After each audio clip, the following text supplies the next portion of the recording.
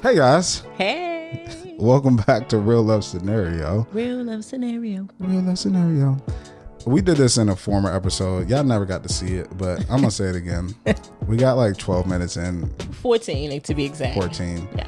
and it wasn't recording. So we'll try to replicate those gems Yes, we will. that we were giving out. The very first gem that we started with was that I'm telling Bree that you got on sweatshorts, gray ones, and I don't think you should wear them for the public It's to a see long anymore. shirt.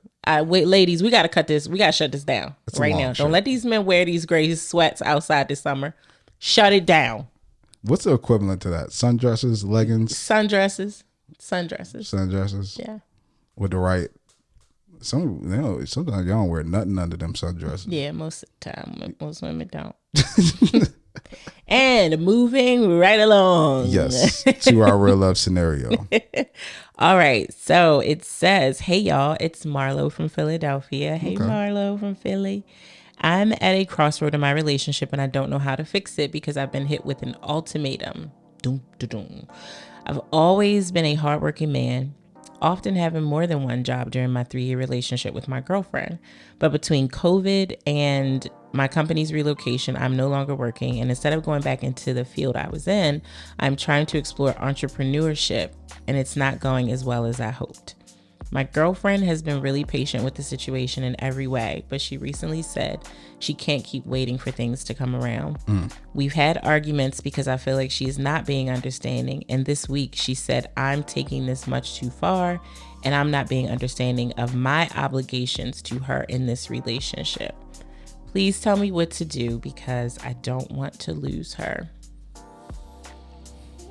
Dang, Marlo. Damn, Marlowe. I mean, it's tough. Like I said, I feel like I can speak to this situation mainly because I lived this situation. Bree and I quit my job for Bree and I to start our own business together.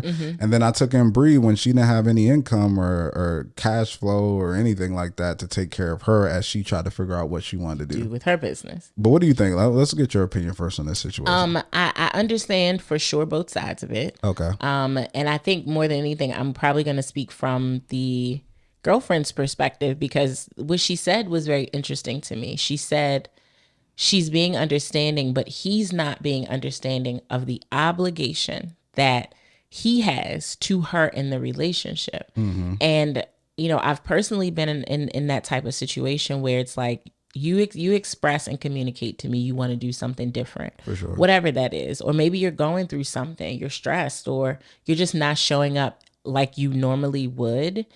And you ask me to be understanding, and then I'm understanding. But at what point do I get to be tired of being understanding? Like, I get frustrated. I got frustrated. And in this situation, it sounds like that's where she is, where it's like, listen, I have been patient. I have been supporting you. This isn't working out. And I don't think she's saying don't continue to pursue entrepreneurship. What it sounds like she's saying to me is, you got to do something. Like, there has to be some sort of potential happy medium. You have to show up for me how I would expect you to show up for me at this point in the game. Well, I wonder too, like, and you could speak to this as a woman. Did you agree to something that you didn't, or did she agree to something that she didn't really want? Because I feel like that's the thing, is like you find that balance of like wanting to support the person that you're with, but also not necessarily wanting them to do that thing. And you struggle with that. And sometimes you give in to doing something that you didn't necessarily want to do. And then what that ends up breeding is some type of resentment when, you know, things start to come up and it doesn't work out or something like that. Then you're like, even though you said yes, you didn't really mean yes. Yes. I mean, that's possible. I'm going to say that she did mean yes. I'm going to say that she did want to be supportive. But when you're talking about something as significant as a job, a livelihood, or income, that is like, if you are not, and I'm going to assume they live together because otherwise, why would this really be such a challenge for her? She may be now taking on more financial responsibilities than she was because she's supporting you in every way, as you said. And yeah, she may be at somewhat of a breaking point of like, I want this to happen for you, but maybe we need another strategy as to how this happens for you. Or maybe you need to work part-time or pivot your entrepreneurial idea into something that could be fruitful for right now. Yeah. That might lead and morph into what you're actually really trying to do. It sounds like she did try, or she's trying, but she maybe wants him to kind of meet her halfway. Well, I'll say this first is that number one, it's very difficult for people to make an adjustment if they subscribe to a certain lifestyle when they met you. 100%. If they are like, hey, when I met you, I liked you and everything that you were into and everything that you were doing. And they're like, I'm okay with subscribing to this lifestyle and being a part of what you're doing and how you're moving and how you're growing. Yeah. If you want to change that, well, first you have to determine, do I want to be with this person? Because if you want to be with that person, then you're going to have to run the things by the changes in your life that you want to do by them, because then it then affects them. Yes. If you don't want them to be around, you don't got to run it by them. Because then if they leave, you're like, I'm looking out for me. And there are situations where people do that. They're like, I'm really about me right now. So it's like, I got this job in Cali. Like, gotta go. I'm taking it. Yeah. Like, this may be the end of us because of this. Like, I'm not that invested in you to where it's like, I'm going to give up this opportunity. Right. But if you're that invested with a person, you first have to run things by them if you're making significant life changes. Absolutely. 100% agree. And number two is that, like, as a man, I'm going to say it into my camera. As a man, you need to come with a plan as the leader of your relationship. And I say this because I have a friend. I remember having a friend who was like, yo, I want to move up to DC. But my girl has all this stuff going on here and there and stuff like that. He was like, I'm trying to figure out the best way to present, to get her to want to move up here. And I started asking questions. I was like, okay, do you got a job lined up? And he was like, nah, like, I don't got nothing like quite set up yet. And just asked him all these questions. And I realized, come to the conclusion, like, bro, you don't got a plan. Why are you coming here? It's like, I guess for opportunity or something like that. But it's like, he didn't have a plan. So it's like, for men, it's like, yo, if you want to lead in the way you're supposed to lead, and you want your women to follow you, you need to come with a plan. Like, women want a plan, because you're responsible as a man for not only providing physical security, but emotional security, spiritual security, and security in where you guys are in your situation. And a plan helps do that. And so when it comes to Marlowe, it's like, I wonder, did you develop a plan? Because as a man, you have to, or as a leader, just in general, it's not just about being a man. It's a leader in a business, a leader in an organization, a leader in a relationship. That's right. If you're leading, it's your job to think of every single possibility that could happen to try to circumvent that, or try to soften the blows of what happens. Yes. So you have to be like, okay, if this is my plan, babe, like, I want to, because of COVID or whatever, this situation's happened. My heart is not in what I was really doing, and I feel like this is a stepping stone in order for me to do the thing that I actually want to do. I know that we bring in this amount of income from what I'm bringing in. This is how I plan to supplement that. In that time, what I want to do is, do this for 6 months. And if after 6 months this doesn't work, this is going to be the plan in order for me not to do that. Yes. And it's like the plan in place. And because what you want to do is you're trying to, I don't want to say convince, but you really are trying to convince somebody to get on board with this change that you're making. Yes. They didn't sign up for the change. No. They signed up for the life that you're currently living. This is a significant change. Yeah, significant change. They signed up for the life that you're living right now. They didn't sign up and subscribe to the change life that you want to have. Because they love you, they may be willing to go through this change with you and support you with it. But basically, you need to give her security that even though I'm doing this, we will still be good. We will still be good. Yeah. And and it's hard because, again, we don't have a lot of context here, but you hit the nail on the head when you said most women, I think, want a man to have a plan. And I mean, from the smallest things to, like, you want to take me out on a date, but you don't know how to put that together and you're looking for me to do that. And, or, hey, I want to shake up our income dynamic. But I don't actually have a plan for how I want to do that. I just know that I want to. And we're creatives and we are dreamers. I wear a necklace all the time that says crazy dreamer, because I am a crazy dreamer. I believe that one day my dreams will come true, but you can't just dream them up or want them for yourself without work and without planning and without strategy. And I think, again, we always go back to communication. Obviously there's some sort of lapse here, but I do very much understand both sides of this situation. And I think she is not necessarily wrong for, I don't want to say giving you an ultimatum, because I don't necessarily like ultimatums, but I do think that when someone gets to a point where they are saying, I need to see this, or this will subsequently happen, to me, that means that your relationship is on the ropes, and it can come off the ropes. It can come back from that. But you need to understand and investigate why she feels so passionately. Is it because it has been too much of a financial burden and you are assuming that all is well? Maybe she's not telling you, or she hasn't been telling you that, like, dude, I'm having to do a lot of stuff to make this happen, like, for you. I've had to sacrifice so much to make this happen for you. And you are getting the pleasure to some degree, or luxury to some degree, of being able to just try to figure it out. Yeah. Where, like, I'm not trying to figure it out. I'm actually figuring it out. And I feel like you're not in this with me because you're caught up in your dreams. I think pursuing entrepreneurship is incredible and it is amazing, but the bills don't stop. The needs of the home, they don't stop. And so it sounds like she just wants some balance, or maybe a happy medium that, like, okay, maybe you don't give up your dream, because I don't think that's what she wants. But maybe you try something different, something that you know is a sure shot of some income. To be honest, maybe it's nothing connected to that at all. Like, you're married. Sometimes Bree might be upset about a project not going the way that it was supposed to go. Mm-hmm. And instead of helping her fix the project, which you could very well be capable of doing, you just took her to dinner. Mm-hmm. You just sent her to the spa.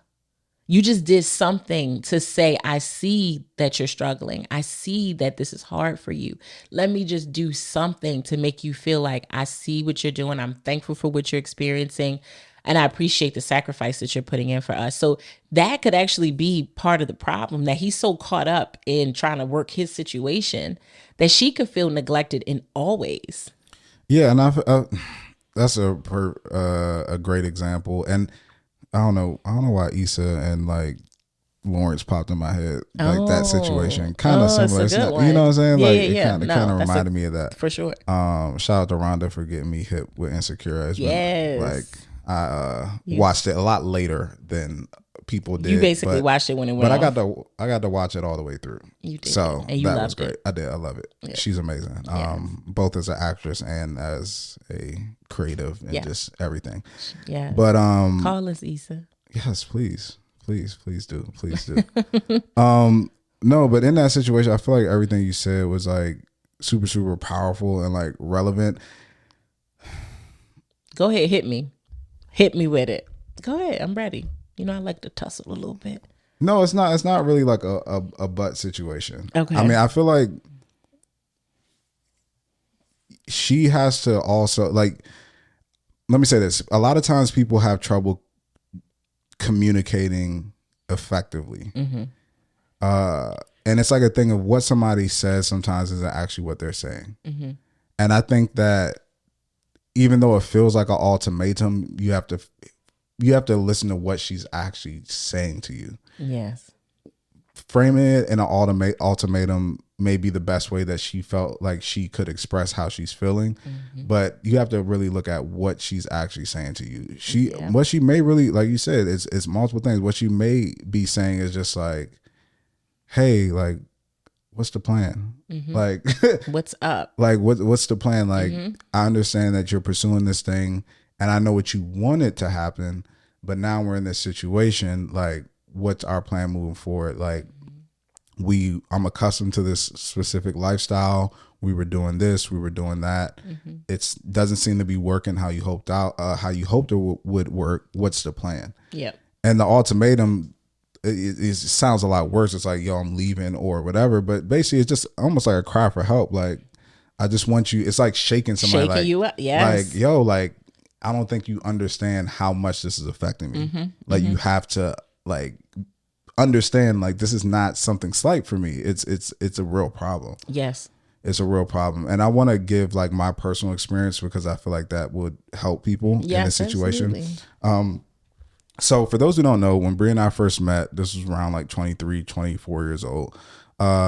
Bree had a business called Shameless. It was like a dance studio in Cleveland, and she did like dance classes and stuff. You attended one of her Shameless classes. Had a ball. And she like was really good at it, and that was her life since like 19 years old.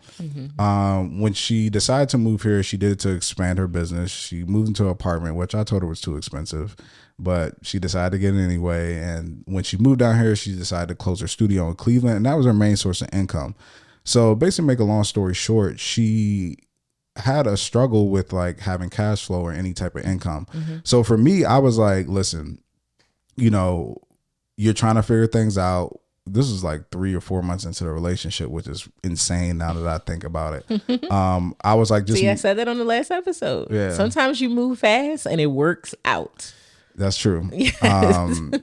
But I told her, I was like, just move in with me. I'm already paying my rent. I'm taking care of everything. I'll take care of everything.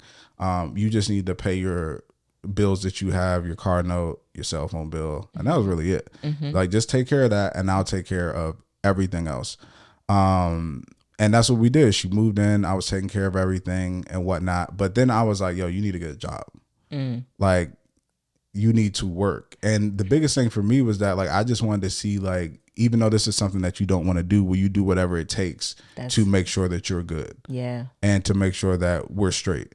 I didn't want, and I never got the vibe that she was like some type of person that was like trying to take advantage of me or something like that. Because it wasn't like I was balling anyways, like, or anything like that. But so I was like, you have to get a job. And then she actually went on some interviews and stuff like that. Like, I helped her find some stuff. And then I remember one time going to one of her Shameless classes that she did for free here in DC. And I was like, yo, she has like, it's something special. Like, she has something that's different, and it just needs to be cultivated, but she has it. So then God brought to me in the shower randomly one day, like, she doesn't need to get a job. So I told her that. I was like, you know, switching up, like, I've seen you made the effort now. You're really about to do something you really don't want to do, but I'm gonna tell you, like, you don't need to get a job.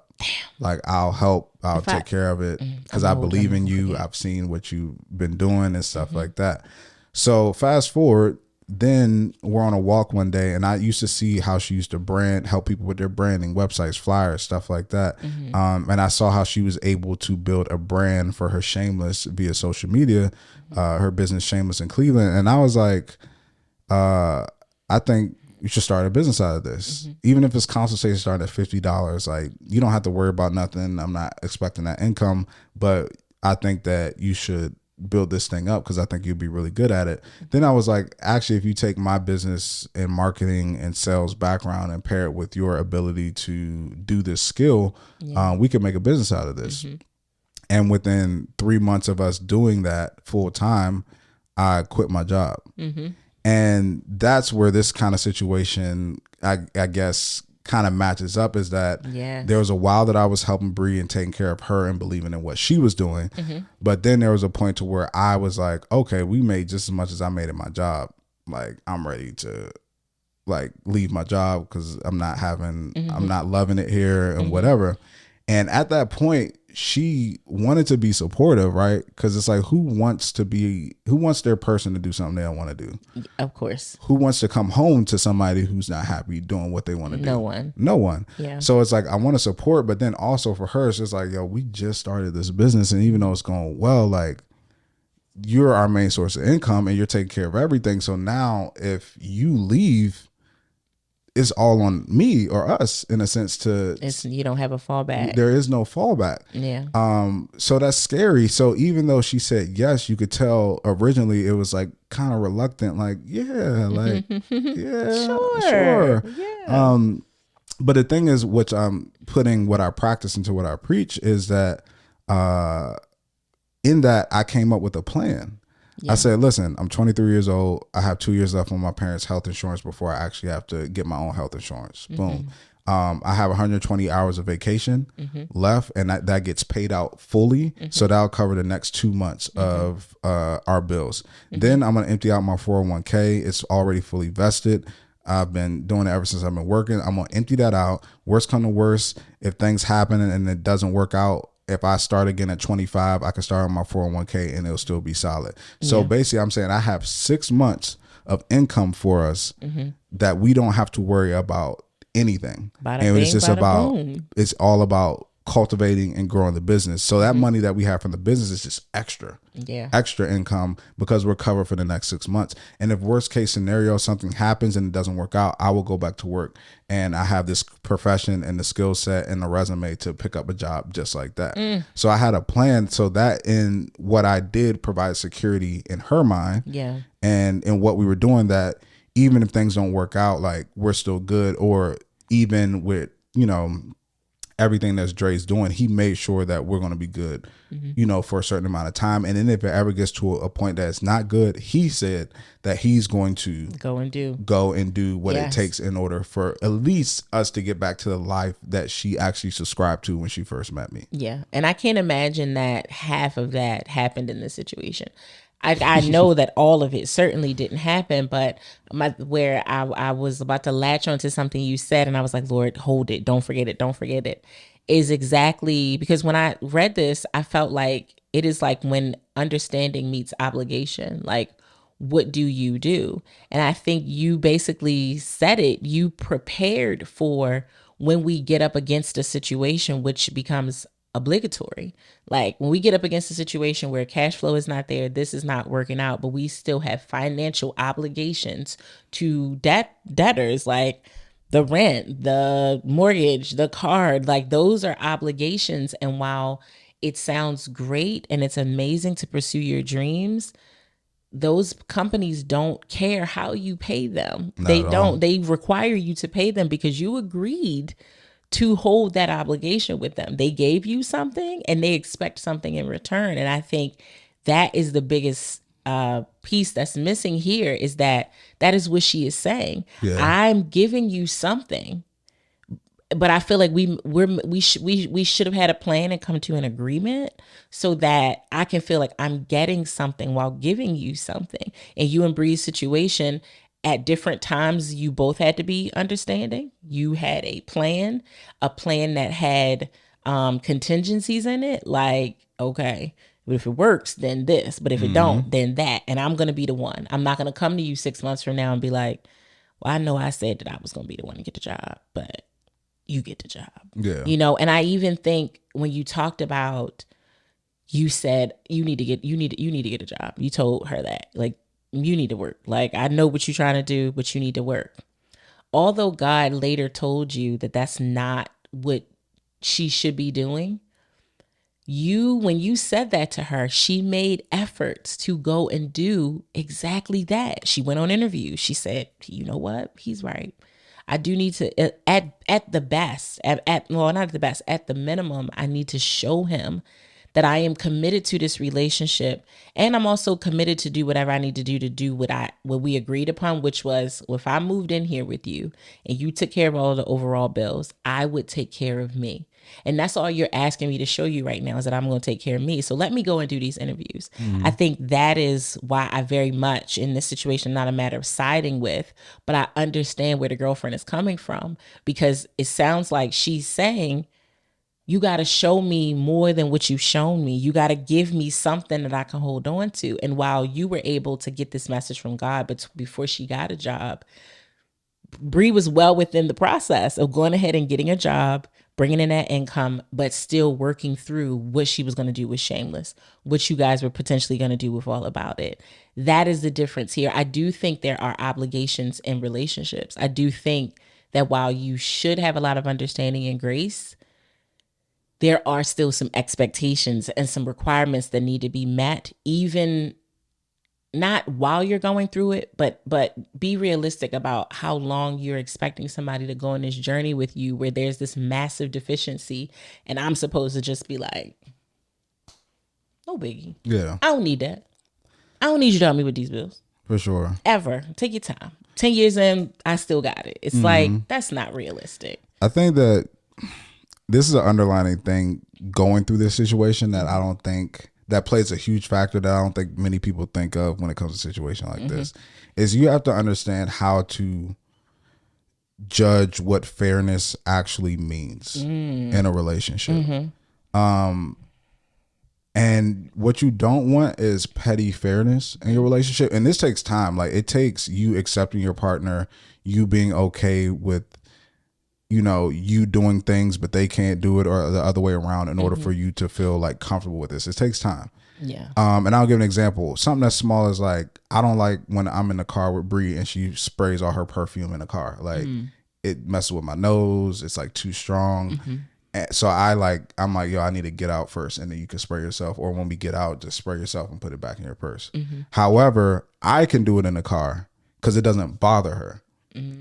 But the thing is, like, you'll come back and be like, oh, that's not fair. Like you get to do it, but I can't do it. But it's like, it doesn't bother you if I do it. It bothers me if you do it. Right. But if you get stuck in the fairness thing, then you'll always be at this battle. Don't make my issues yours if they're not really yours. And I say that to say is that I feel like Marlowe could be looking at, damn, I held you down all this time. So it's only fair that you give me a little bit more rope when I'm pursuing the thing that I want to pursue. Yeah. But the thing is, truth is, like, I didn't meet you in a point to where you were at this period. Like, so you looking at it as like, he could be looking at it as like a fair thing. It's like, I held you down for all this time and you can't, and you give me an ultimatum. Yeah. Like, really, after I've done all this for you? But you can't look at it that way, because it's like, she didn't subscribe to what you're trying to do now. She subscribed to what you, because so she could maybe be like, well, if you were doing what you were doing now when I met you, I wouldn't have been This with might you. not have been a thing. Exactly. Yeah. And so also, did you hold her down, or were you just a contributor? Because it never says that, like, at some point, like you and Bree, where you both were in this space at different times of entrepreneurial endeavors. Sounds like she's always like been working and you've always been working. Yeah. Now you changing up the plan. You weren't necessarily holding me down. You were holding this together just like I was. So now if I was meeting you, let's just say halfway, well, now I'm not meeting you halfway. I'm taking on all of it, and you're not. And for reasons that I understand, but to a point. I understand that to a point. Yeah, and like I'm saying with the fairness thing, that runs so deep, because there could have been plenty of times where she was like, she wanted to do something that she was happy about, and you was like, nah, we can't afford to do that right now, or I can't throw extra cash at that now. But it's like, oh, now when you want to do it now you got time. Now you can figure out the cash. And then I also supported you when you said you want to do it, but you didn't support me when I said I want to do it. Like, it's that fairness underlying thing. Like, Brie and I dealt with it. Like, she was envious of my ease into entrepreneurship versus her like arduous, just like hard, difficult journey to get to where it is. And then it's like, oh, now we're at the same point to where we both have a business together and it's doing well, but I just like breezed into it and have like financial cushion and like all this stuff, to where it's like she had to. She said, all my life I had to fight. Right, had to get investors, money, stuff got stolen out of her studio, broken in. She had to do this and do that and find different ways to make rent and hustle and scratch and everything like that. So that fairness thing is real. And I think that that's something, Marlowe, that you should look at in your relationship. First, number one is that you're not expecting something more of her because you felt like that you deserve this from her, when that's not something that she actually subscribed to in the beginning. But also, check it with your wife to make sure, or just evaluate your relationship to make sure there weren't things that she wanted or things that you kind of dismissed that can contribute to her kind of being like having like a shorter leash, or like being resentful of you even pursuing this thing. Yeah, no, absolutely. I said, your relationship is going to change over time. People, the individuals in it, and what they subsequently like and do. I mean, within a span of a relationship, I used to like eating something. I don't like eating anymore. Yeah. And just because that might have been something that we both enjoyed doing, I don't want you making me feel bad because I'm now making this change. And when it's something as small as that, I think it's much more palatable to accept that change. But there are significant things that change. I mean, I could go on a short list, from a person's libido to how they act once you become parents, like how so many men, For the Girls talked about this on one of their recent episodes. Is like, I had the baby and now my husband is like, hello, I am still here. Like, I still need your time and attention. But that is also a change that people have to talk through and work through. This is absolutely no different. And maybe this is great practice if you guys are going to be together for the long haul, that you kind of think about plans around things that could potentially come up and change, even down to like where you want to be geographically. Yeah. People don't spend enough time talking about these things Very during true. the dating process of I like, was just thinking what that. would you do if, set these hypotheticals up. What would you do if, because for him, he didn't necessarily leave his job. COVID and his company went to another place and he lost his job, but he saw that as an opportunity to look into something that was on his heart.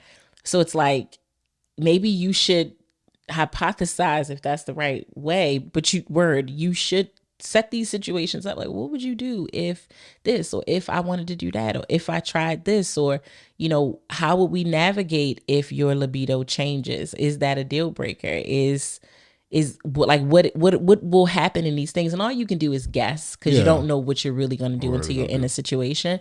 But I think it takes you into the person's mindset, at least today, so you have an idea on what will you do if you are faced with some of these challenges.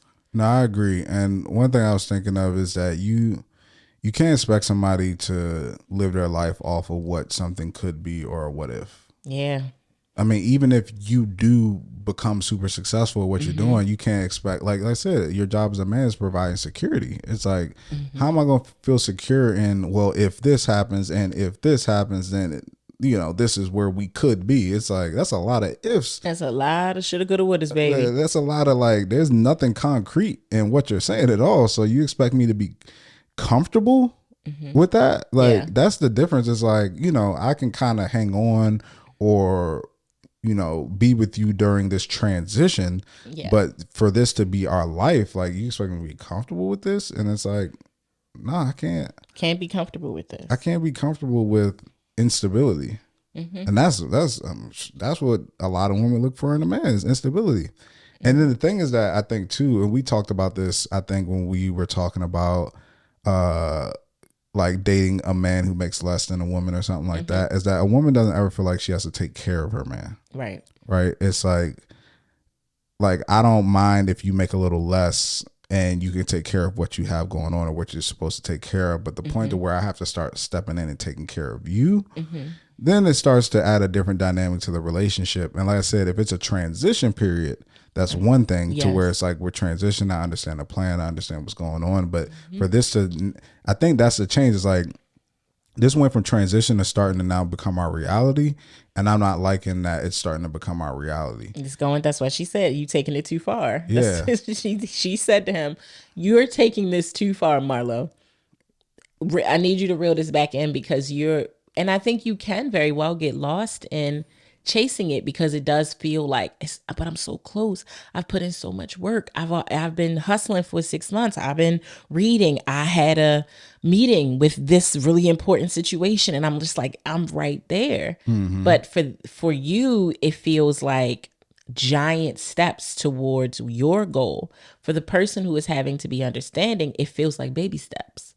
It's like, okay, yes, you've been working for 6 months. That's a baby step. You did have a meeting. That's a baby step. Because nothing that they feel is substantial is coming from it. It's not. It's just, it's a constant, okay, all right, well, step 2. And we got to actually get to step 50. Yeah. And we on 10. And as we, go towards the end, like, I think that the biggest thing for him is just understanding, is this your person? Like, do you want to be with this person? Yeah, he said he doesn't want to lose her. If you don't want to lose her, then you have to come up with a plan to where it's like, if this doesn't work out for me, then I'm going back to this, or figuring this out in order to make things work. If you don't care about that person, do whatever you want. Yeah. Or you have to find someone that is a bit more like-minded. There are people out here that live like this. I mean, in some ways I'm like, wow, that will backpack through life. Yeah, that's true. That will vibe through life. Like, whatever the wind takes me. And maybe that is the type of person you need to be with, since that may be the type of person that you are. But you can't make someone who isn't like that. You can't. I think most women, most of the women that I know, myself included, I like a plan. I do. I even like for a man to check me and say, okay, you just said what you wanted, but what's the plan? Yeah. I'm like, well, damn, I ain't think about that. Let me, he's right, you know? Like, so yes, that is everything. That is very much everything. And of course, communicating what that plan looks like. And like you said, getting that person's buy-in to this plan, and you hold them accountable. It's like your coursework at school. You know what days, what times, and what courses you're supposed to be in. You and the teacher, you and the professor have made a commitment to both show up to do the work to get you what you need so that you can graduate. Mm-hmm. There needs to be buy-in. Yeah. You just because you develop the plan and the coursework does not mean that she wants to be the student. Like, you both have to be on the same page about this plan for your lives if you are going to in fact really be together. And that's why I said in one of our previous episodes, and speaking to your point of learning more about people, is that a relationship is not two halves coming together, it's two wholes growing together. And that's it's so important because we're talking about growing together. As you said, things change. Like you have to, asking those hypotheticals and stuff is not necessarily about now, but it's about projecting future. Like what does our life look like 20 years from now when we're completely different than what we are when we're 25 or 27 or something like that. Like, you know, and then it's you seeing that person understand, like, I'm okay with this or I'm okay with that, or, you know, maybe I'm not okay with this and that's not how I would want my life to look. So growing together, it's not necessarily always about where you are in the moment. Is this person somebody that I can grow with? Yeah. And then when you're able to grow with somebody, like I will say this, that in complete transparency, like when Bree and I started our business, I said Bree was envious of me a lot. And she shouldered a lot of the load from like our work perspective because that's how we designed the business around her skills. And she's gotten a little bit more respect for what I did now that she's like doing like back end stuff and like stuff. She's like, oh, I don't know how you did this, and trying to figure this out. But there was a little bit envy in things because, or resentment, I guess, because, you know, everything that she felt like I was doing the things I wanted to do while she was doing something that she really didn't want to do, but felt like she had to do in order for us to make income and be good and stuff like that. And it wasn't until recently she does counseling and things like that. And her support, especially like for what we're doing with this network and things like that, it's like been so like over the hill, like anything you need, I got you, like, and like a genuine support. And that change, that feeling is just so much different than somebody feeling like almost like resentment towards you. So if you're able to get on the same track, I guarantee you whatever you guys are trying to do is like going to propel you to the next level. Because let me tell you, finding the right woman will elevate your life. Like, say it again, slower. Right in your camera. Right, finding the right woman will elevate your life. I mean, we just put that up under our sign and just leave it there every week. If you look at all the great men in history who accomplished anything worth accomplishing, most of them are what? Married. Yes, they are. Even if they cheated on their wives or got divorced, I guarantee you that woman played a major role into why they are where they are. I mean, you see even these rich men who are getting divorced, whether it's Jeff Bezos or Steve Jobs or what happened with his situation. Did he get divorced or he got Bill Gates? I think. I know Bill Gates and Melinda. I know, yeah. But I know Steve Jobs' wife got either she got a lot of money when he passed, or. But I just know those situations. Like even though these situations happen, these women are getting a lot in these like alimony or settlements a lot of times because they help build the company. Yes. Like they were there when the company was like 20 people or in a garage, or the company was two people, you and him. Exactly. Like they were there and they help elevate that. And you know, once success, power, things come like that, it changes people. But having you two be on board, like a partnership that's clicking on all cylinders, like my God, like you guys can accomplish so much. You just gotta get on the same page. Yes. Mr. and Miss Marlowe, I'm rooting for them. I really am, because I think they had a great situation. It's just they weren't prepared for this change and probably didn't properly talk about this big change. And so there's just resentment associated to her discomfort with this change. And I'll end with this too. Because living through this situation, I know like every angle of it, and then there's nothing different than living through a situation and being on the other side to where you get the full perspective of a situation. Yeah.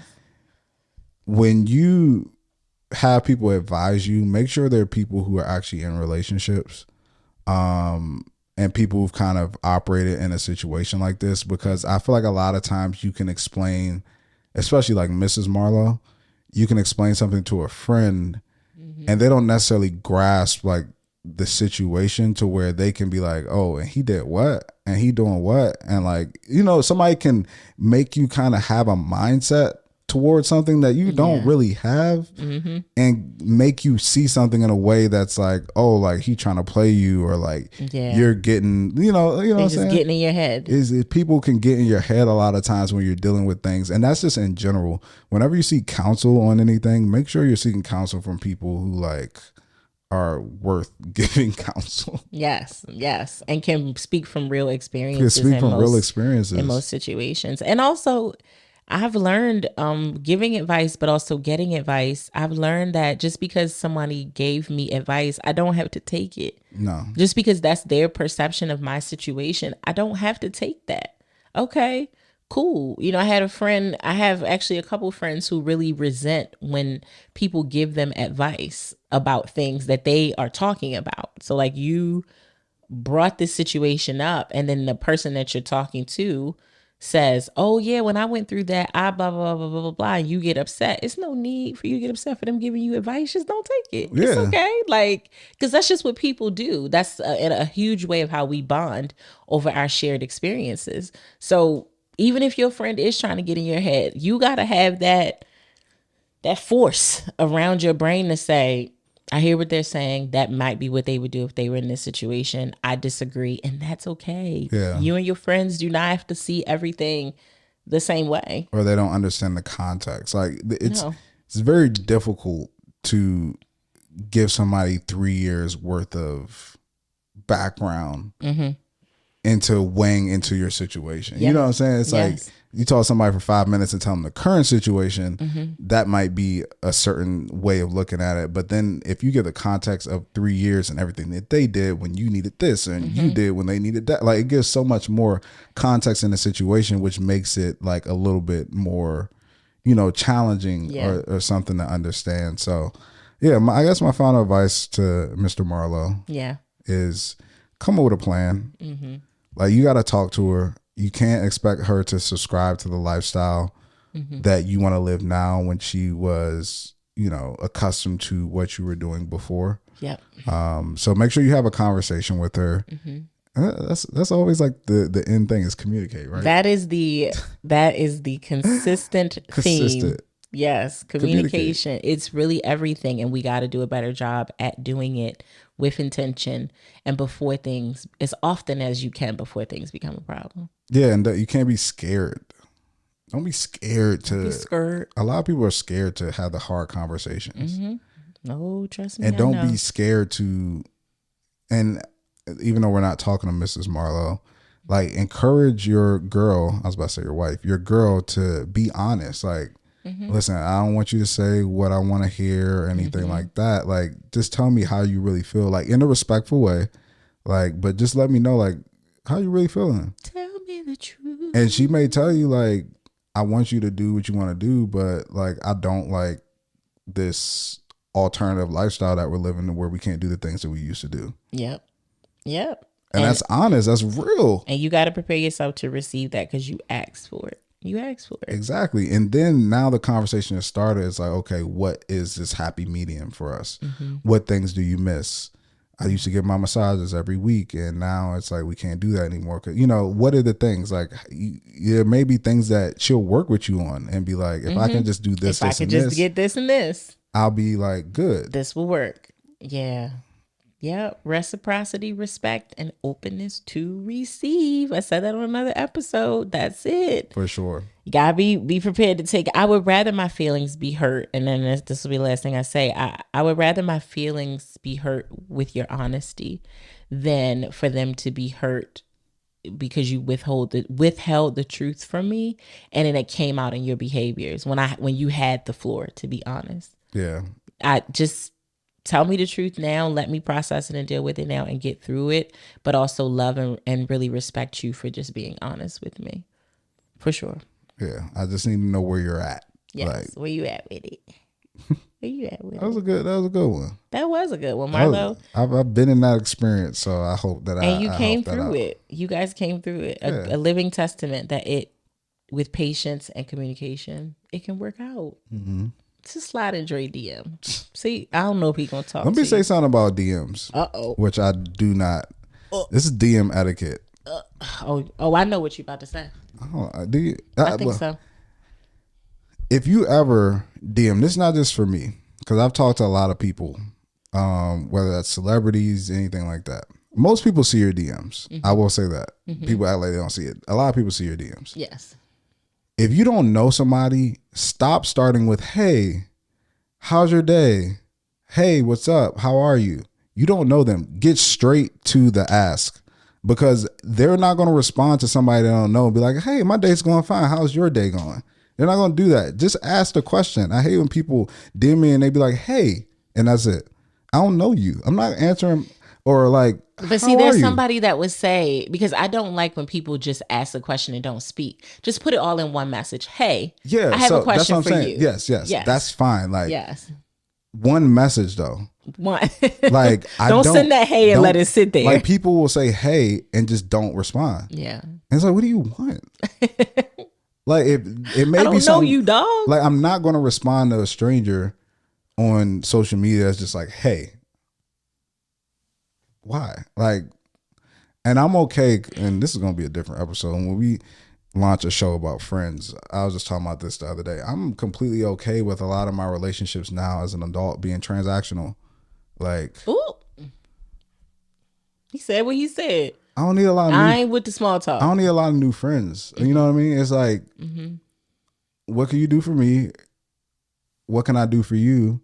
But outside of that, I'm not like, I'm so busy that I can barely give time to the people that I already have in my life. Yeah, now I understand. So I'm okay with the relationships I have now offering me something and being transactional in the sense. It doesn't mean that it's not genuine. You're right, of course. It's just that it's like, can we do something for each other? That's how you know you're getting old. I know you want to hold on to your youth so badly, but that is, as a person that is a little older than you, I will tell you, that is a thing of getting older, that you are all about quality relationships, quality everything. If this cannot be mutually beneficial, it's not even a matter of I don't have time. I'm uninterested. I don't need fluff. I'm not looking for another gang of people to just like party with. That's not. I'm not trying to be a mentor. Why you say it in the mic like that, Drake? Y'all, thank you for tuning in. I know Dre's about to go into a Dre he going into a different area, and y'all gonna see a side of him that's a little dicey. So let me wrap this up. Thank you, Marlowe, for writing in. You know, you could be just like Marlowe. If you go to our website, relationshiprestored.com, you can write into us your real love scenario. We would love to talk to you about it. But please also be sure to follow us on social at Relationship Restored. I am at Ronnie Cakes. It's Dre Smith. Come correcting the DMs. Stay out his DMs, y'all. Bye.